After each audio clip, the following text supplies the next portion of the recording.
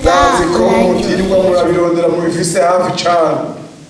Havuga ngo maze Samweli abarira abantu ati nimuze tuje mbega Gilugari yaza yavuzwe hano. Gilugari nayumvise.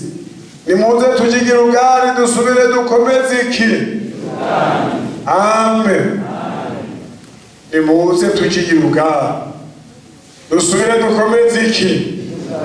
Ahantu rero ngomba umuntu wese ahavanira imigabo yingene yofata ingingo. Birashoboka ku minsi yarenganye hariya kononekaraye. Pole sana. Ninamupa pole ule mtu maishani mwake alipata siku ngumu na akapoteza muda. Mwalimu ziko ntazi Kiswahili.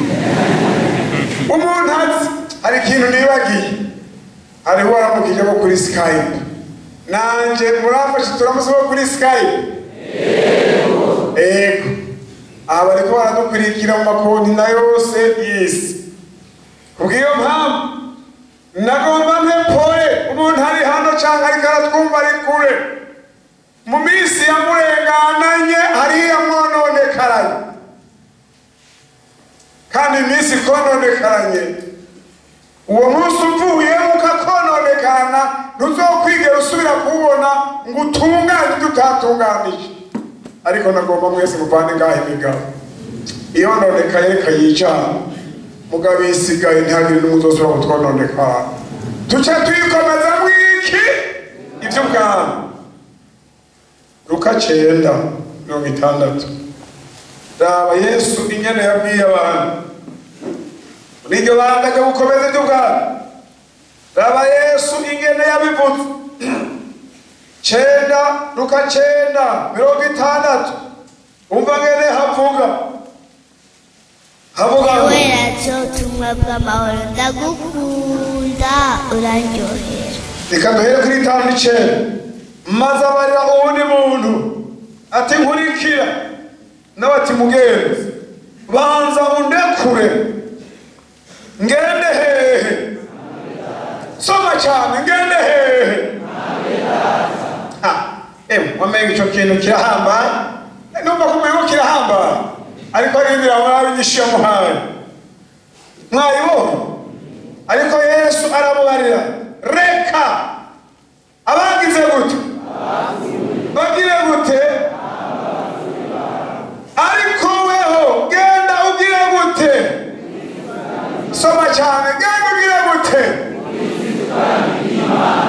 Genda ugire gute. Yewe reka dusubire Gilugari tujye gukomeza ibyo bwami. Namwe bahungu n'abakobwa n'abagabo n'abagore baba barimo umvira ijambo Yesu yabwiye umuntu amusabye ngo bamukurikire umwigishwa wiwe. Ati mugabo imbere y'uko nza gutangura igikorwa ndagusabye ikoje gatoya. Data bambikiye unyere ko yapfuye nirukange bangaye kumuhamba. Ntuzige nagutumye ngo ibyo aribyo. Twazo mwicyo kimbeka urumva icyo kintu ngene gihambaye utaho wabisobanukiwe. Ati cyo ndagutumye ngene niwasobanukiwe icyo ndagutumye ngo ibindi byose ntihagire n'ibindi nakigusubira kumbaza. Irukanga uhere ngaha ugenda ushikiye uzoshika hose ukomeza iki ibyo bwami. Hanyuma so nawe hari abandi bapfu bari hariya yaraye ataco banezwe mu byo bwami bw'Imana baramuhamba ngira ngo se yaranapfiriye mu byaha. Ntihari bwamubwira ubutumwa. Ntihari abandi banyabyaha hariya baramuhamba. Irukanga mwumva byoroshye. Bazo mwicyo tindiri kutumva byoroshye. Ntabwo byoroshye. Kubw'iyo mpamvu aya majambo yose mwamaze kumva konkluziyo yayo niyi. Iminsi dusigaje kubaho si minsi yo kuyayata gusinata oya, ni iminsi yo gukomeza iby'ubwami, ubwami bwa Mesiya, ubwami bwari bwararindiriwe imyaka n'iyindi irahera, abantu barereka ko bushika, barateba barapfa, bagapfa bamwe bareretse, abandi bagapfa baridekuragije. Hanyuma ikindi gihe umwami Yesu araseruka. Ngemura dusome hariya muri Luka 9, zingura urupapuro gusa Luka 9. Reka tubanze duhere muri Matayo 10. Matayo 10 aho Luka 9 turagaruka. Matayo 10 ku murongo wa 7. Matayo 10 ku murongo wa 7 n'uwa 8 mwumve ngene havuga.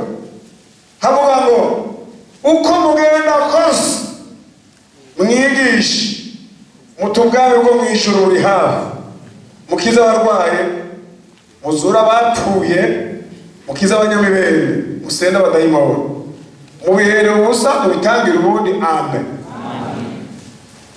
Igikorane cyacu cyari impamvu Imana yakidukoranirije, hariho ikigomba gikorwe ubunyene. Twamaze kumva ngene muhemu Yesu aza yavuze ko agira asuke muhemu, witegure kwakira mu izina rya Yesu.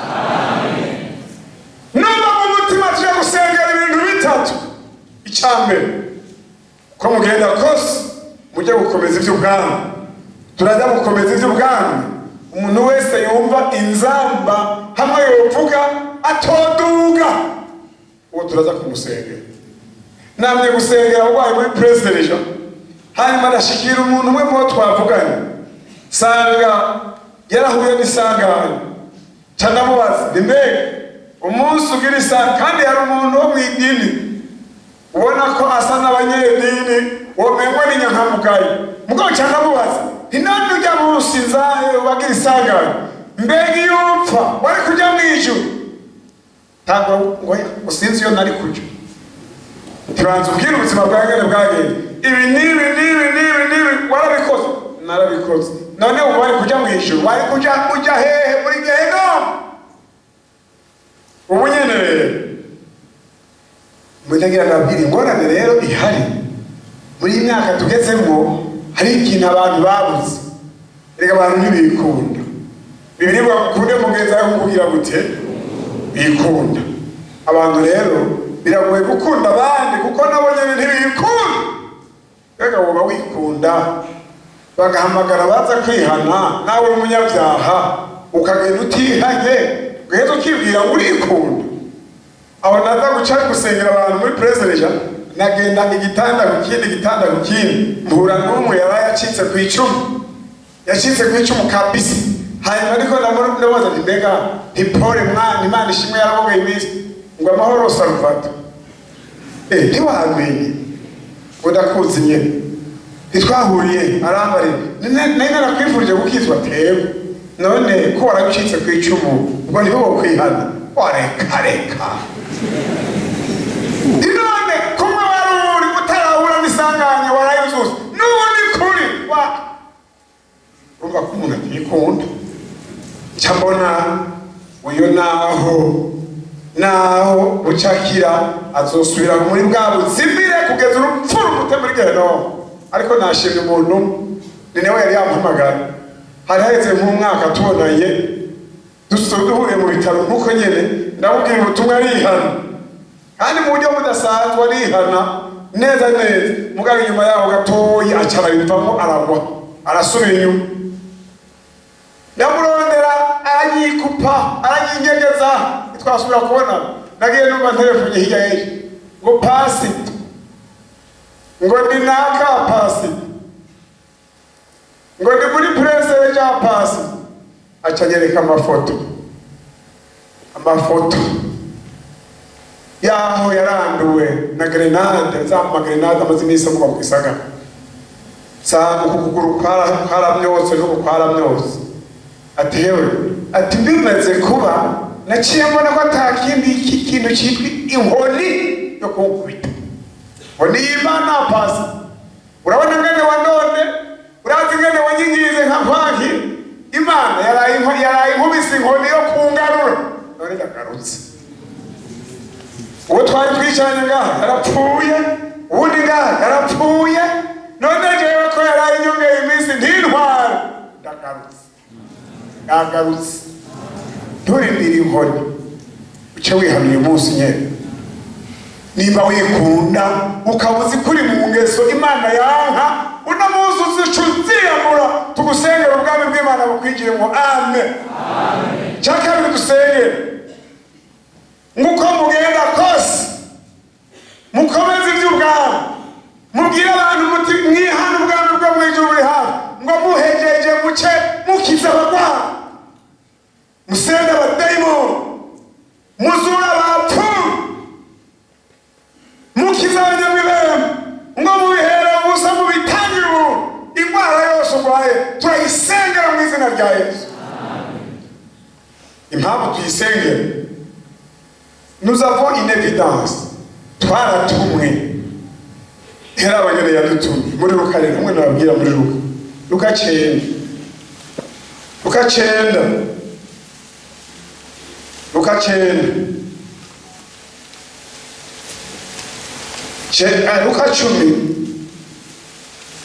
kuri uriya murongo wa 17 avuga ngo nuko bamwe 70 bagarukana umunezero bati mugenza abadayimoni nabo baratwumvira mu izina ryawe. Arababwira ati nabonye Satani avuye mu ijuru akoroka nk'umuravyo, bahaye ububasha bwo gukandagira inzoka na sikorupiyo n'ubwo kunesha ubushobozi bwa wa mwasi bwose, kandi nta kintu kizogira ico kibagira na gatoyi. Ariko ntimunezezwe nuko izo mpemu zibumvira, yamara munezezwe nuko amazina yanyu yanditswe hehe? Mw'ijuru. Murumva rero, kubera ko Yesu yamenya yadutumye si enterre glissant, tukorera mw'isi nyere, ngo abigishwa 70 batumye kwigisha. Aramenya ko atumye muri teritwari Satani abamo, aguma bashinze ijisho, ariko aradushinga ijisho no. Arabashinga ijisho, bariko baragenda batanguye kuvuga ubutumwa, batanguye kubwira abantu kwihana, batanguye gusenga abadayimoni, ngo agize araraba ngabona Shetani ngo akotse nk'iki nk'umuravyo, yari kubamara, yari kubahekenya, yari kuba n'umukinyi. Mugabo Yesu nawe uko arusha ububasha Satani, kora ibiganza dushimira Imana. Haleluya. Notre maître est plus fort que notre ennemi. Ngo acabaramagiza umubasha, baca basanga bari mu bubasha, basenga abadayimoni bari mu nkomezi, ngo bahonyora inzoka na sikorupiyo bari mu nkomezi. Niyo mpamvu tuza gusengera abagwayi bagakira, kuko yaraduhaye ububasha. Ingwara yawe yose urayisezera, uzohora uvuga ngo wasigaye ikiriri wa ngwara yawe. Hanyuma ikindi tuza gusengera, numva tuza gusengera abagomba ubwami bw'Imana, turaza gusengera kandi n'abagomba gukira ingwara. Hari icyarimo dusengera hariya mu gitabo cya Timoteyo wa 2. J'étais parlé de Timoteyo igira 2. Hari ikindi dusengera, igice cya 2. J'étais parlé de Timoteyo igira 2 igice cya 2 ku murongo wa 1 n'uwa 2 avuga ngo weho mwana wanje ugira ubushobozi mu buntu buri muri Kristo Yesu, kandi ibyo mwanyumva, ibyo wanyumvanye mu maso y'ibyabona byinshi, ubishikiriza abantu bo kwinziga bazoshobora kubyigisha niki n'abandi. Cya 3 dusengera, turabasabira ubushobozi. Vous êtes une nouvelle génération, mutegerezwa kuba nk'aba Timoteyo yavuze, aturondera abantu bo kwinziga ibi bintu bya Kristo. Dutegerezwa kurondera abantu babinzigirwa, bumva mu mutima bacometswe muri mpemu, bifuza ko bikwira ahantu hose. Twumvise ngo muri mwaruzi wa Ezekiyeli, ngaho ayo mazi yarashitse, ibigwayi byaca bikira, ibinyongomba byaca bikomera, n'ibyapfuye byaca bizuka, kandi ngo n'uburovyi bwagenda neza. Turaza gusengera abantu bashaka ubushobozi bw'imihero, barimo ingabire y'Imana, ibishirira by'Imana, batazotetereza mpemu ye, batazotetereza buno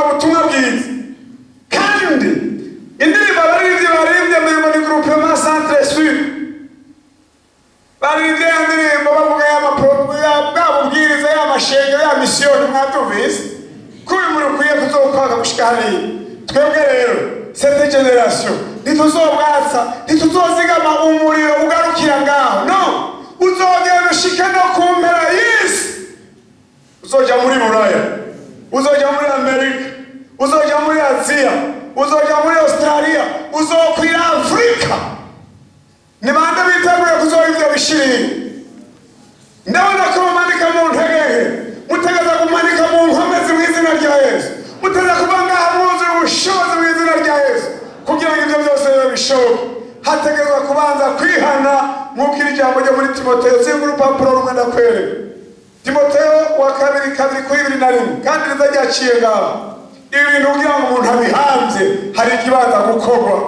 Timoteyo wa kabiri 2:1 avuga ngo umuntu niyagira gute cyane, niyagira gute hanyuma akitandukanya n'ibyo, azoba igikoreshwa c'icubahiro cejejwe kigira nyene c'ikimazi catunganirijwe ko ciza cyose. Amen, amen.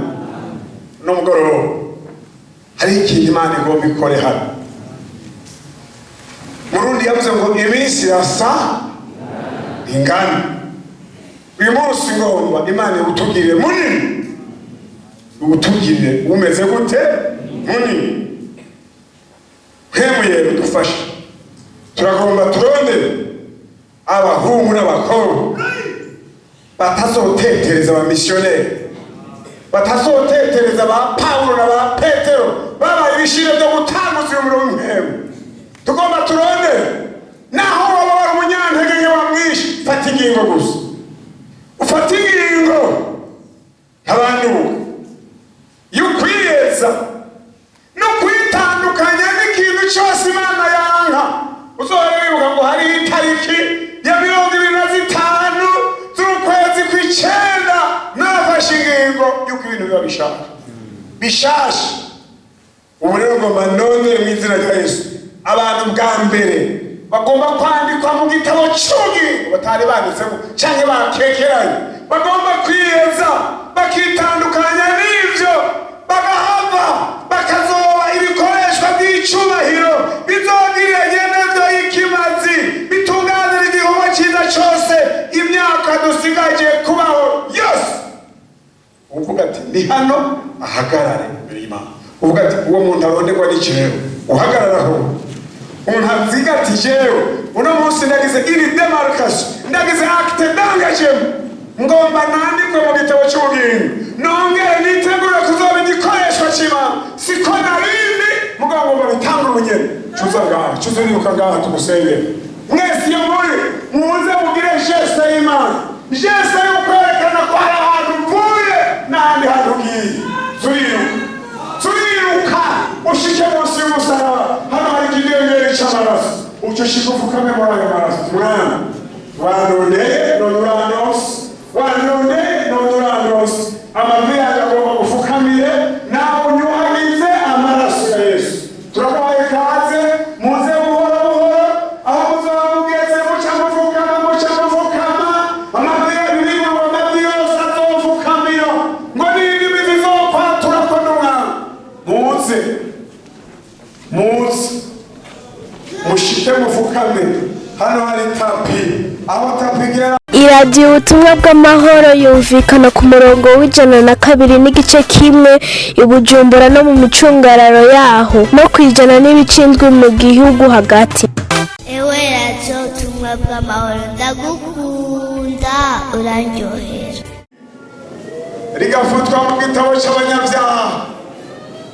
Umuntu wese agomba agira ati bya kera n'ibirengane, ngomba ntangure bishasha. Amavu yawe afukama imbere y'Imana uti Mana ndagomba ko dosiye yanjye yose ifutwa kandi ko shasha. Tugomba turasabire isengesho rya mbere ryo kwandikwa mu gitabo cy'ubugingo, ugafutwa mu gitabo cy'imanza, ukemerwa nk'umwana w'Imana, nawe inzamba ikazovuga ukazoja mu ijuru. Bana ngoro yo mu ijuru ndagushimiye, urakoze Yesu, urakoze kuri tangaza turahiriwe abumva ibi. Ndagushimiye ko aba bantu bumvise aya majambo yawe. Mwami Mana uri mu ijuru, Yesu Yesu, hariho abantu bavuze bati Mana n'ubwa mbere twumva ibi twari twarabivuyemo, none turaje uko twumvise amajambo yawe. Yesu ndagushimiye kuri iyo mitima ije. Urakoze Mana, ni wewe ushobora kwemeza umuntu iby'icaha, iby'amateka n'ibyo kugororoka. Ndagushimiye Kristo Yesu, urakoze kuri aya majambo yose. Mana, umuntu wese apfukamye mu nyonga zawe ariko arakubwira ati Mana, ibyawe nari narabiteye akagere, nari narabivuyemo. Ndazi Yesu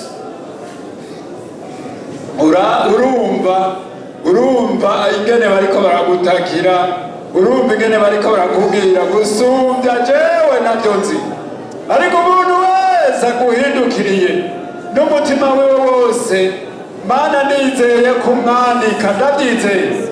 Ndasavye Mana, jewe ico sengeye niki, izi ntambuko yateye uno musi umufate Mana, ufate umutima wiwe, ufate ivyiyumviro vyiwe kugira ngo ntaza gucika ukundi. Haleluya. Ibi bintu Mana, umuntu wese apfukamiye avuze ati itarike ya 25 mfashe imigabo mishasha, ndagomba guhindukira gose, ndagomba kubana n'Imana gose. Ndagusavye Yesu, ubone iyi migabo aba bantu bafashe Mana, nawe kuko uri Imana yumva. Yesu, uca ubafata wa mwazi ntasubire kubatwara ukundi. Ndasenze Imana kugira ngo izi ntambo, kugira ngo iyi migabo, ibi vyiyumviro bafashe guhera uno musi, Mana nawe washoze kubigenderamo. Urakoze Mana, ndagushimiye, uri Imana yumva. Mana, jewe ico nsavye nuko batazosubira kuva mu kiganza cawe, mw'izina rya Yesu babandanirize gushika ku mpera y'amahambagaro. Mana, uzobukoze. Urakoze Mana w'Imana, muntu wese akwegamize ku mutima, ndazi ko Yesu byumva. Ndabisavye nizeye mw'izina rya Kristo Yesu, amina.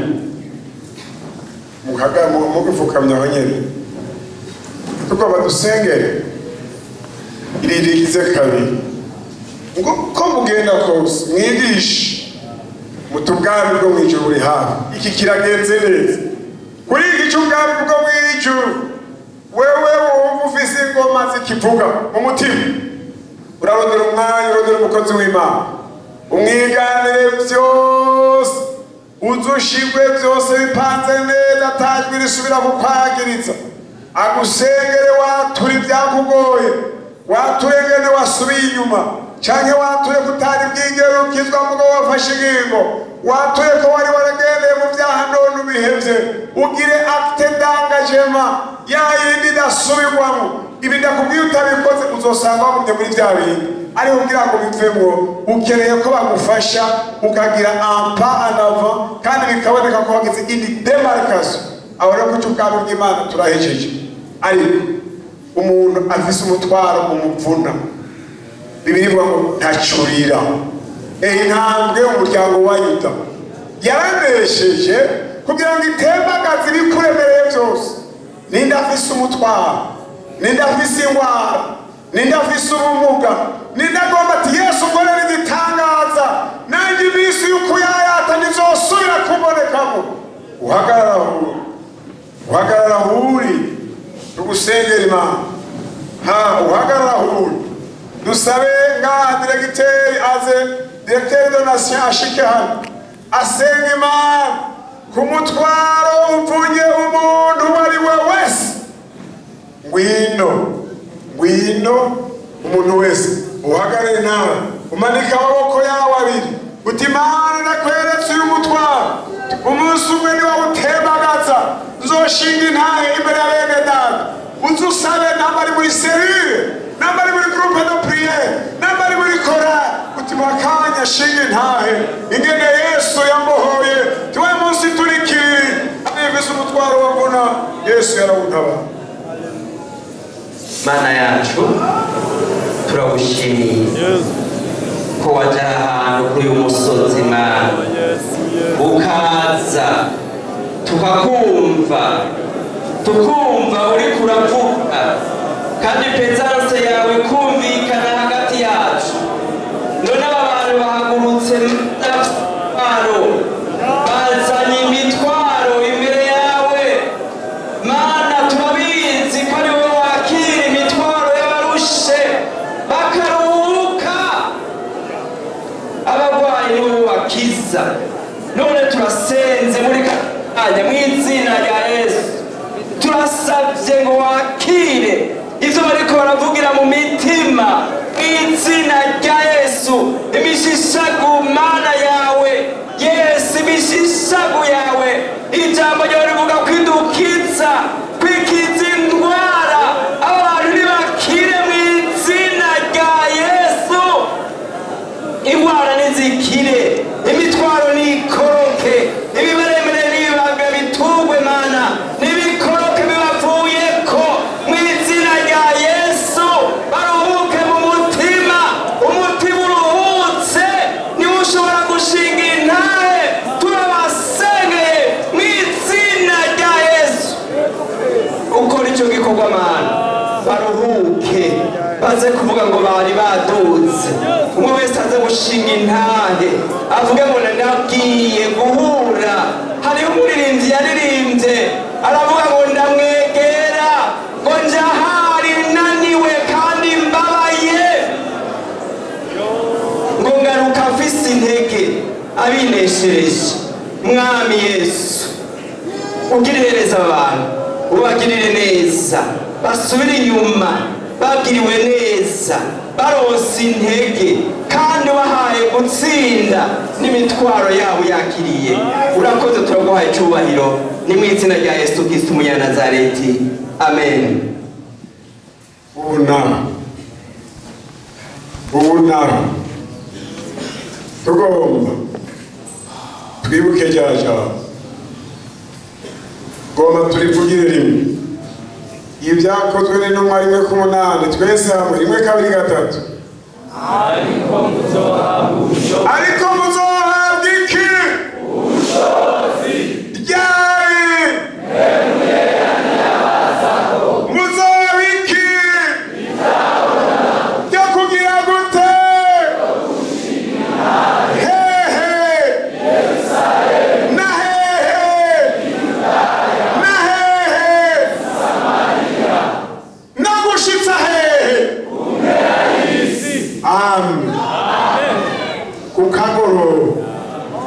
Kukagoro Eliya ambwira abantu ati duhamagara umuriro. Yo wa musore egera hano ku ruhimbi, mwebwe mwabwigeme egera hano ku ruhimbi, nimumanuke nimuze pia nimuze egera tugomba dukomeza iby'ubwami. Turashaka umuriro, agakengerwe gahambwe rotetesa remapre aratakimaino. Uragomba duhonyora agakengerwe, agakengero ku myaka y'iherezo. Abantu umengo baratsinzira, dutegeza gukanguka. Mwari mu France wegera hano, mwari mu France wegera hano. Tugomba dusenga amasengesho yo guhamagara umuriro, yo guhamagara ubushobozi, yo guhamagara umubatizo wa Mpwemu Yera no kuja gukomeza iby'ubwami. Haleluya, amen. Bari baje gukorana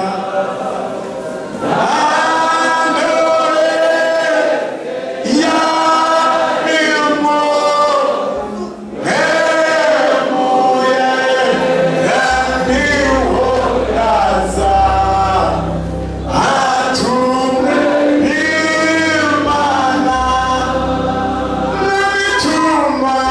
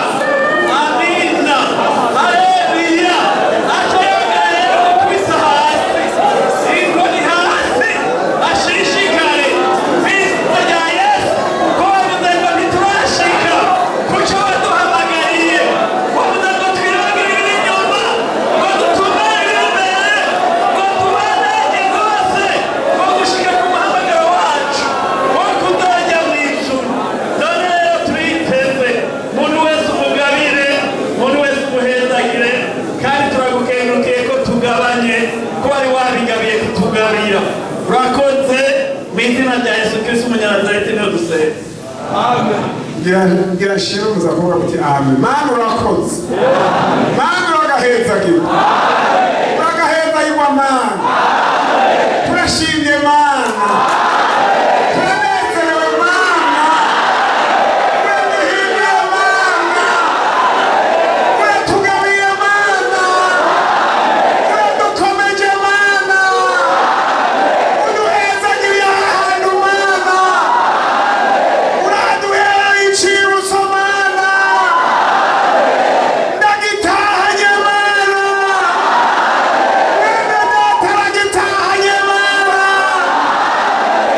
wanditse amazina yacu mu gitabo cy'ubugingo Mana, uduhindura ibishirira Mana, imanza guseruka Mana, abo gukomeza iby'ubwami Mana, ibikoreshwa bidasanzwe Mana, by'icyubahiro byegejwe byo guhindura amahanga, byo gukora ibidasanzwe, nibyo ukorera umukobwa ari hano, umusore ari hano, umugore ari hano, umugabo ari hano, turabyakiriye, turabitwaye, ntituzobirekura, ntituzobirekura, ntituzobirekura, no mu ijuru tuzoshikayo, turi abagabo, tudateterewe, twuzuye umunezero, twarabaye abahizi, twaranyaze imigabo n'abagabo bantu shetani, turagushikamiye mu ijuru. Urakoze nawe gushimiye mu izina rya Yesu Kristo umwami wacu, amen. Musure mu bibanza.